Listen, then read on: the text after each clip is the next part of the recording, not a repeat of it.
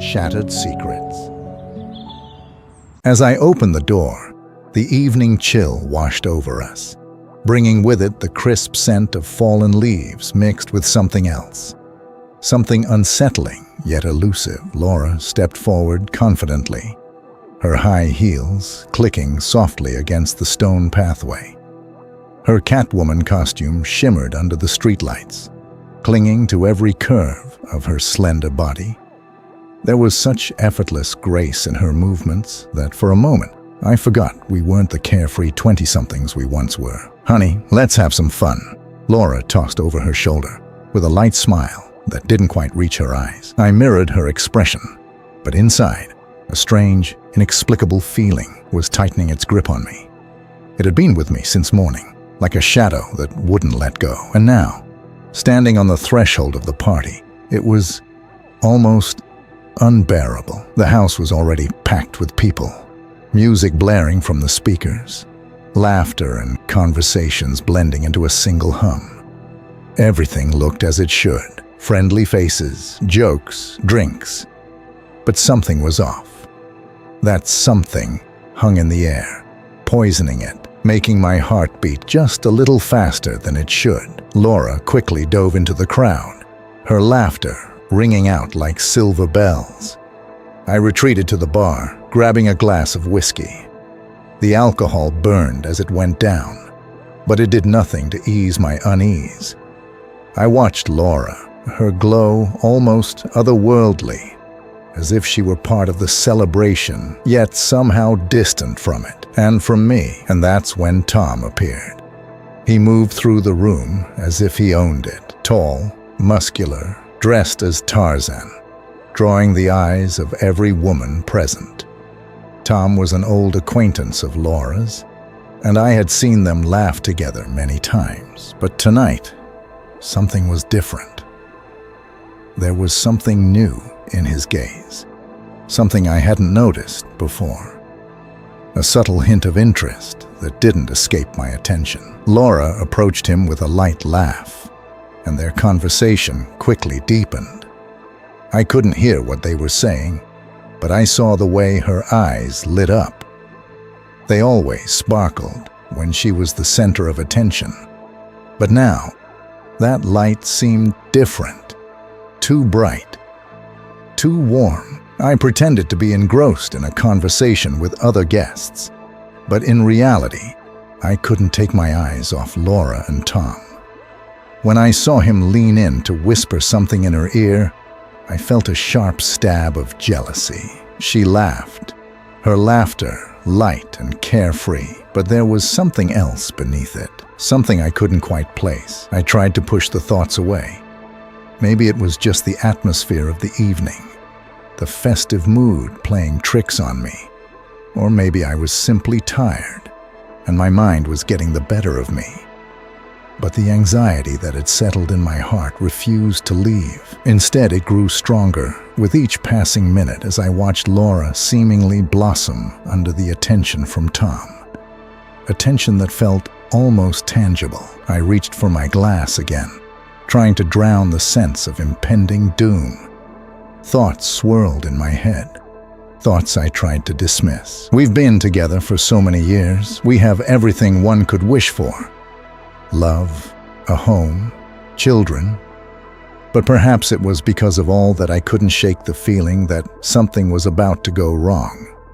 As if everything I knew and loved was teetering on the edge of a cliff, and one wrong move could send it all tumbling down. The evening wore on, but I no longer heard the music or noticed the people around me. All that existed for me was Laura and her genuine interest in another man, an interest she hid behind a smile. Something was coming. I could feel it, like a sailor sensing a storm before the first wave hits, when the air is already thick with electricity. And that electricity seemed to crackle between the three of us as the room plunged deeper into merriment, oblivious to the darkness looming on the horizon.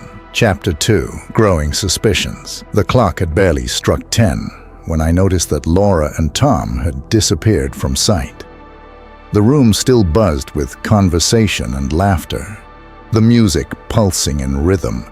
But something in the atmosphere had shifted. It was like a shadow, creeping along the wall, barely noticeable, but tangible enough that I couldn't ignore it. I quickly made my way around the living room, glancing down the hallway leading to the kitchen.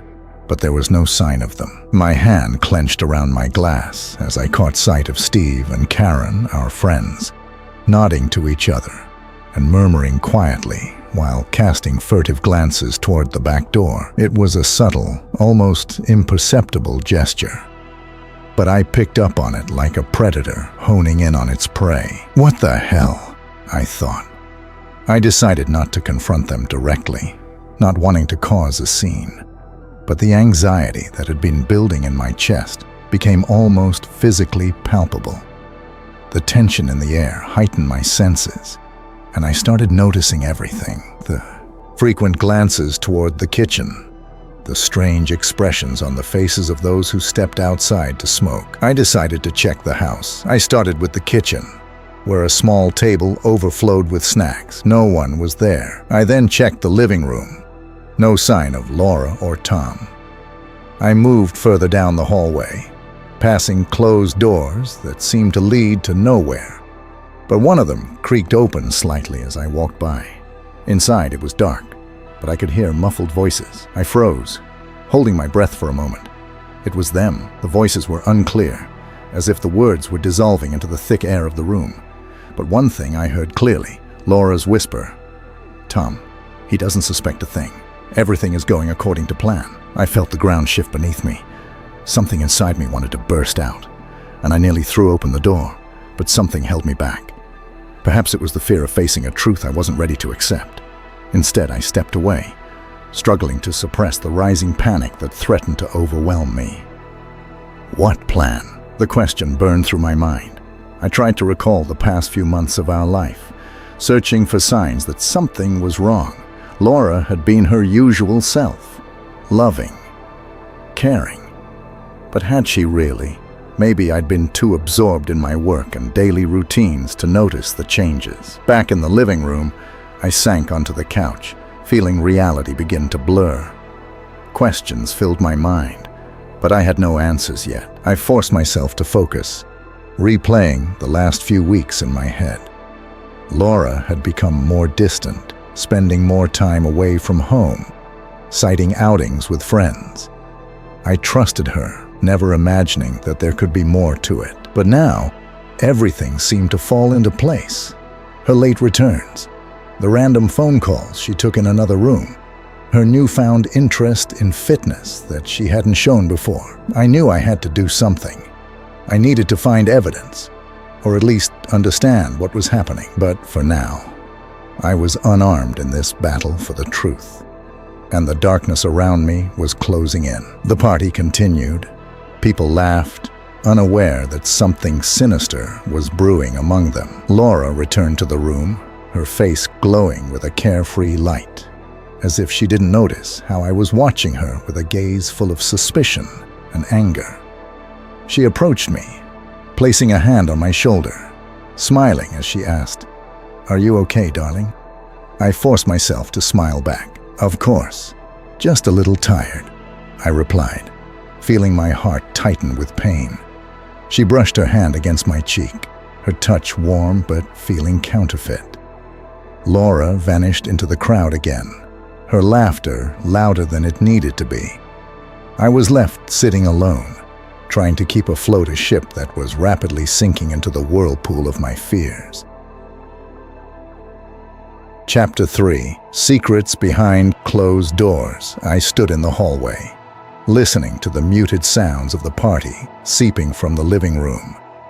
The laughter and music were now just a distant hum, dulled to an indistinct murmur. My thoughts swirled, and every whisper, every glance now seemed like evidence. Evidence that the world I knew was beginning to unravel. I slowly approached the door from where the voices were coming. Laura and Tom were inside, their words quiet but clear enough for me to catch their conversation. The door was slightly ajar, and a faint light spilled through the narrow gap, casting ominous shadows on the floor. "He needs to know." Laura's voice was soft, but filled with steely determination. "I can't keep this hidden any longer." "Are you sure, Laura?" Tom's voice was tenser than usual. "We're in too deep now. There's no going back." I stepped back, unsure of how to react. A cold shiver ran down my spine. Those words were about me. I knew it, but at the same time, I was afraid to understand what they meant. The thought flashed through my mind. What do I really know about Laura, about us? At that moment, I decided I needed to know the truth, whatever it might be. I couldn't be a passive observer in my own life any longer. I carefully pushed the door open and entered the room. Laura and Tom fell silent as soon as they saw me. Laura stood by the window, her face illuminated by the dim light of the lamp, giving her an almost ghostly appearance. Tom, standing next to her, tensed like a cornered animal. "Mark." Laura spoke first, her voice trembling as she tried to maintain her composure. "What are you doing here?" "That's what I should be asking, Laura," I replied, struggling to control the anger rising within me. "What are you two doing here?" Silence hung heavy in the air, pressing down on all of us. Tom averted his gaze, avoiding eye contact with me. Laura, however, looked straight into my eyes, her gaze filled with determination, but also something else. Pain. Fear. "We didn't want you to find out this way," she finally said, her voice barely above a whisper. "But maybe it's for the best." "Find out what?" I could know. I longer hold back. Inside me, a storm of fear and fury was brewing. "What are you hiding from me?" Tom stepped forward, but Laura stopped him with a motion of her hand. "Mark," she sighed, as if preparing to leap into an abyss. "We wanted to tell you earlier, but we didn't know how. Tom and we've been involved in this for a long time. It's not what you think." "Not what I think." I gritted my teeth, feeling a surge of anger taking over. "What am I supposed to think then? That you just decided to have some secret meeting with my old friend?" Laura shook her head, her eyes welling up with tears. "No, Mark. It's not about a physical affair. It's not that. It's something bigger, something more complicated. We've been preparing for this for a long time. We knew it would destroy you, but we had no other choice." I froze. Laura's words hit me like a punch to the gut. Everything inside me twisted with dread. Not about a physical affair. What could be worse than that? "It's a project," Tom finally spoke, summoning the courage to break his silence. "That project I mentioned to you a couple of years ago. We thought it would remain just an idea, but then it became too real. Your whole life, Mark, everything you knew, everything you loved, has been part of an experiment. An experiment that we were all part of. Even Laura." The world around me darkened. My thoughts spiraled, losing their grip on reality. An experiment? Life? Everything I knew, everything I believed in, was suddenly a lie. Laura looked at me with sorrow, her face full of regret. "Mark, I love you. I always have. But this was part of the plan from the beginning. From the moment we met, we had to see it through." I couldn't stand any longer. My knees buckled, and I collapsed into a chair. My ears rang, my thoughts tangled, and my heart pounded so hard it felt like it would burst. My life was a lie. Everything I knew, all my memories, my love for Laura, it was all part of some twisted experiment. An experiment they had conducted on me, not caring about the cost. I sat there in silence, trying to comprehend what was happening, but the truth was too horrifying to accept. Chapter 4. The fragile line of reality. The room was shrouded in a silence so thick and oppressive that it seemed to fill every corner of the space. The music and laughter from the living room were muted, as if they came from another universe where people could still laugh, unaware of the truth I had just uncovered. Laura stood before me, her gaze hollow and weary. Tom, my old friend, or so I had thought, looked away, avoiding my eyes. He seemed to realize he had shattered something crucial. Not just my relationship with Laura, but my entire world, my way of life, my trust in people. I felt everything inside me breaking, slowly but inevitably, like an old house finally succumbing to the weight of time. So it was all a lie, I whispered, no longer expecting an answer. All our years together, our home, our plans, none of it mattered. Laura tried to speak, but the words caught in her throat. She looked at me, her eyes filled with tears, but those tears no longer moved me. She was too distant now, like someone I once knew, but who had become a ghost. "No, Mark, it mattered," she finally whispered, her voice barely audible, as if she feared the words would shatter her completely. But something changed. I changed. We changed. I stood there, unable to believe that these words were coming from her. She had always been my rock, my light in dark times, but now she felt like a stranger, someone who had destroyed everything I had held sacred. "I remember when you said we would always be together, that nothing could tear us apart," I said, bitterness rising within me. "Do you remember how we promised each other we'd grow old together? How we dreamed of watching our children grow up? How we shared all our hopes and fears?" Laura bit her lip, trying not to break down. Tom stood beside her, awkward and out of place, but he didn't leave, as if he knew his presence would only deepen my pain. "I remember, Mark," she replied. "But something broke. I don't know when it happened, but one day I woke up and realized we had become strangers. I tried to fight it, tried to bring back what we had, but I couldn't. And then Tom came along, and everything became even more complicated." Her words were like knives stabbing into my heart. In the past, I might have forgiven her, tried to fix things, but not now. Not after everything that had been said and done. "So now you're with him," I said, struggling to keep the tremor out of my voice. "This Tarzan, who does nothing but wreck everything in his path. And me? What about me?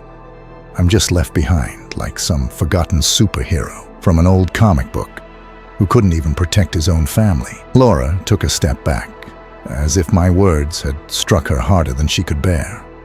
Tom squeezed her hand, trying to comfort her, but his presence only amplified my pain. "Mark, it's not just a choice," she whispered. "It wasn't easy for me. I tried to run from my feelings, but they came back. They made me realize I couldn't keep living the way we were. I know I betrayed you, betrayed us, but I couldn't stop it. I couldn't." Her words felt like a death sentence, but not for her. For me, my life, my dreams, everything had crumbled, leaving me in ruins. I knew nothing would ever be the same again. There was no going back. "Then why didn't you just leave? Why didn't you tell me the truth sooner?" I asked, my voice fragile, like cracked glass. "Why did you let me believe we still had a chance?" She didn't answer. Her eyes held only emptiness. At that moment, I realized I had lost her long ago. Maybe she had left me far earlier than I'd noticed. Perhaps I just hadn't wanted to see what had been happening right in front of me. Tom looked at me again, and in his gaze, I saw regret. He wasn't a monster, he wasn't a villain, but he had destroyed my life, and that was something I could never forgive. "I'm sorry, Mark," Tom finally said, his voice heavy with sorrow. "I never wanted it to end this way. This isn't what I was aiming for." "Sorry?" I laughed bitterly, feeling tears threaten to rise, but I held them back. "Sorry won't give me my life back. You just took everything that mattered to me and destroyed it. And now you're asking for forgiveness? Forgiveness for what? For being the one who took it all away." Laura closed her eyes, her face contorted with pain. Her tears finally spilled over, streaming down her cheeks, but I couldn't comfort her, couldn't get any closer. There was now a chasm between us that could never be crossed. "We're done, Laura," I finally said, each word a struggle. "It doesn't matter anymore.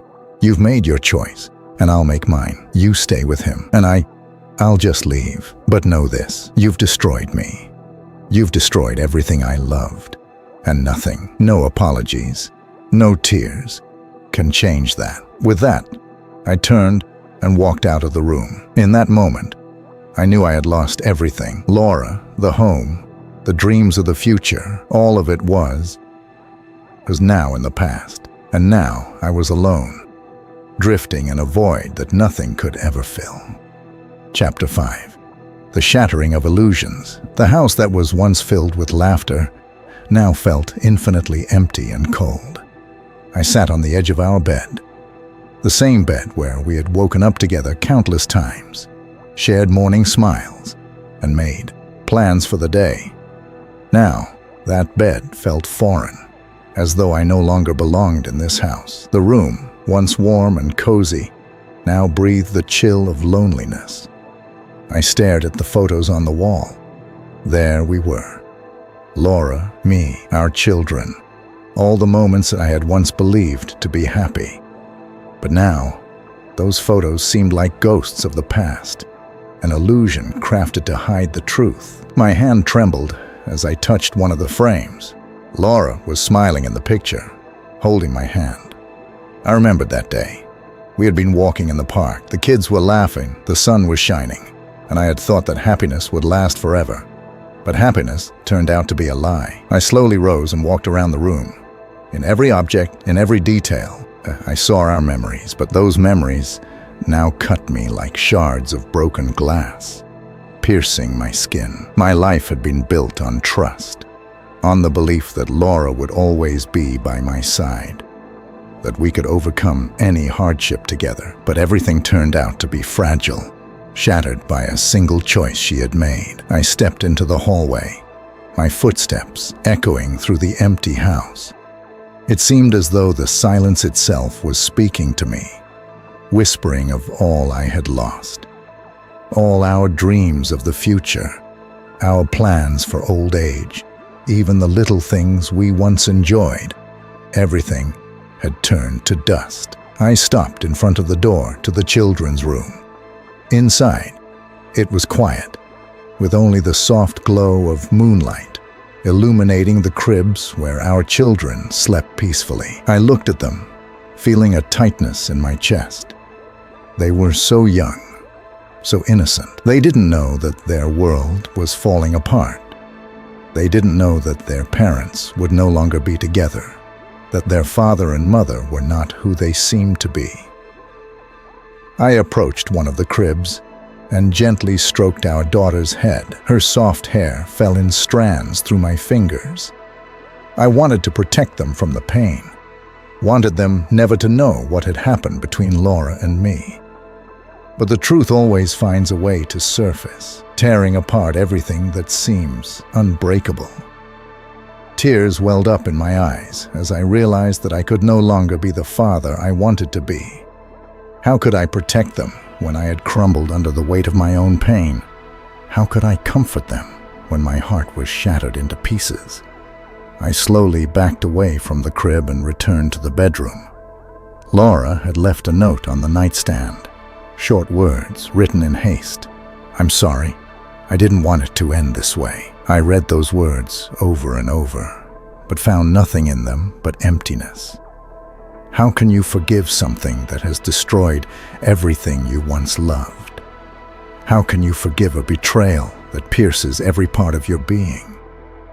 That night, I couldn't sleep. I lay there, staring at the ceiling, listening to the silence of a house that was no longer mine. Laura was gone, taking with her everything I thought was eternal. She took her warmth, her promises, her love. She took with her the future I had so carefully built in my mind. I tried to find meaning in the pain, tried to understand where I had gone wrong, but the answers didn't come. All that remained was the void, painful and inevitable. All that was left was the sense of loss. like an endless chasm into which I was falling, unable to see the bottom. I could no longer be myself. I could no longer be the person who believed in love, in the strength of family, in the idea that we could survive anything together. Laura had destroyed that, and with it, she had destroyed me. Tears streamed down my cheeks, and I couldn't stop them. They weren't just tears of pain, but of helplessness. I knew I would never be the same again. I knew these wounds would stay with me forever. And the most terrifying part was that I knew time wouldn't heal them, wouldn't erase this pain, wouldn't restore what had been lost. I was alone in this cold house, alone with my pain, alone with my thoughts. And in that lonely night, I realized that I had lost not only Laura, but myself as well. Chapter 6. An eye for an eye silence, thick as fog, enveloped the house where life had once thrived. It wasn't a natural silence, not peaceful, but ominous, charged like the air before a storm. I stood in front of the bathroom mirror, staring at my reflection, but I didn't recognize the person staring back. There was nothing in his eyes but emptiness and pain, so deep that it consumed everything in its path. My face was wet with tears, but I no longer felt their salty taste. I was hollow. Something inside me had broken, shattered, and now, in that void, dark thoughts began to take root. Thoughts I couldn't stop. Thoughts that pulsed in my head like an old wound, reminding me of every betrayal, every broken promise. I thought about Laura, about how she had lied to me, hidden her feelings, her betrayal, how she had left me alone in this cold house, filled with memories that now burned me from the inside. She had destroyed my life, taken everything I held dear. But there was one thing she couldn't take: my desire for justice. Or rather, revenge. I wiped away the tears, feeling something new stir within me. It wasn't just a desire to reclaim what was lost. It was a dark, relentless need to make her pay. Pay for every lie, every treacherous glance, every time she chose another man over me. I picked up my phone and found her number. My hands shook as I tapped the screen, but I didn't stop. I knew she wouldn't expect this from me. She knew I was too soft, too kind to do anything truly terrible. But she was wrong. I wasn't the same man anymore. "Laura," I said when she answered. My voice was hoarse, as if all the emotions had dried up along with the tears. "We need to meet. Right now." "Mark, what's going on?" Her voice trembled. Maybe she already sensed that something had changed. Maybe she knew that this call wasn't just a request, but something much more. "Just come over," I replied before ending the call. I knew she would come. She always did when I was in trouble, but this time was different. She didn't understand the trouble she was walking into. Didn't realize that she was about to become its victim. About an hour passed before I heard her car pull up to the house. My heart pounded in my chest like a drum, but I no longer felt fear. There was only cold, merciless calm, enveloping me completely. I had prepared everything in advance. Everything was ready for her to feel the same pain I had endured. Laura entered the house, looking around nervously. Her eyes were filled with anxiety. She knew something was wrong. I stood in the shadows, watching her. Fear flickered in her eyes when she saw me. "Mark, what's going on?" she asked, her voice weak, as if she sensed the looming disaster. I stepped out of the shadows and looked at her. For the first time in a long while, I saw her for what she truly was. Not the woman I loved, but the woman who had destroyed my life. I could no longer see her as Laura, could no longer see her as the person I had shared my life with. Now, she was just a target, the focus of all my anger. "You broke me, Laura," I said quietly, but every word dripped with venom. "You thought you could leave, and I would just forget. But you were wrong. Now I'm the one in control. You wanted to end things on your terms, But now it's my turn. She took a step back, her face pale.